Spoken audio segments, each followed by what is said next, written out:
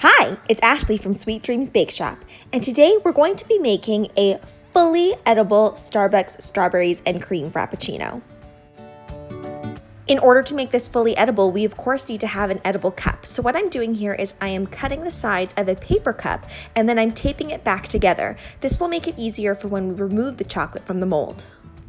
I am using Wilton's Candy Melts in bright white today and then adding some fat dispersible pink coloring. Do not use regular food coloring or else your chocolate will seize. You'll notice that today I didn't add anything to the chocolate, no vegetable oil, because I want this to harden with a really tough shell. Apply a few coats so there's no holes and stick it into the freezer. I am not going to be using this technique to do any of the writing today. I'm really just using it so that I can have the right shape and the right size. For every 1 cup of icing sugar, I used 1 tablespoon of meringue powder and then added as much water as needed until the consistency was smooth. If you want to see a more detailed tutorial on how to make the perfect royal icing, then I will leave a link in the description below.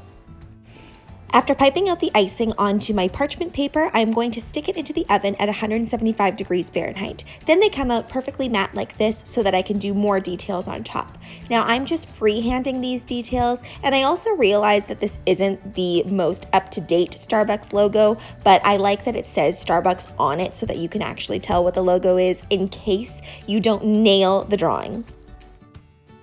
Time to make the strawberries and cream Frappuccino. Now when I go to Starbucks, I always opt for the Java chip, but this is my daughter's favorite drink. A pre-warning, this doesn't taste exactly like the strawberries and cream Frappuccino from Starbucks, but in my opinion, it actually tastes a little bit better because it's a little bit more rich and it uses really fresh ingredients.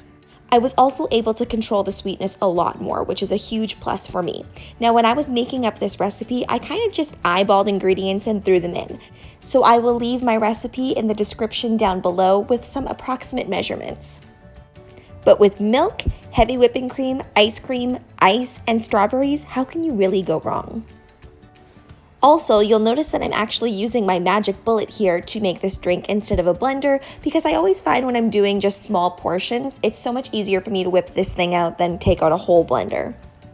Time to unmold the cups, and all I'm doing is taking an X-Acto knife and splitting it down that seam that we had created earlier.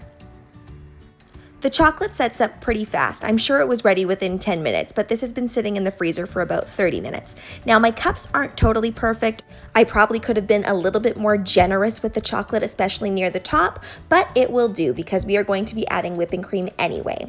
So I'm going to put a little bit of that Frappuccino into each cup, and I want to make sure that I am leaving a little bit of room for that whipped cream. In order to adhere those Starbucks logos that we made earlier, I'm actually taking a torch and torching the front really quickly just to melt it slightly and then sticking on those logos. Time for whipped cream.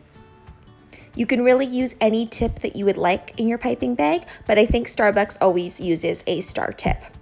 My vision for these two drinks is I would do one that was a little bit more traditional looking, and then the other one would be classic Sweet Dreams Bake Shop. So of course it has sprinkles and a pink straw and an extra medallion on top. When I look at these, I just think summer barbecue, backyard party, or if you're like me, you can just drink one of these while you're sitting on the couch watching Friends.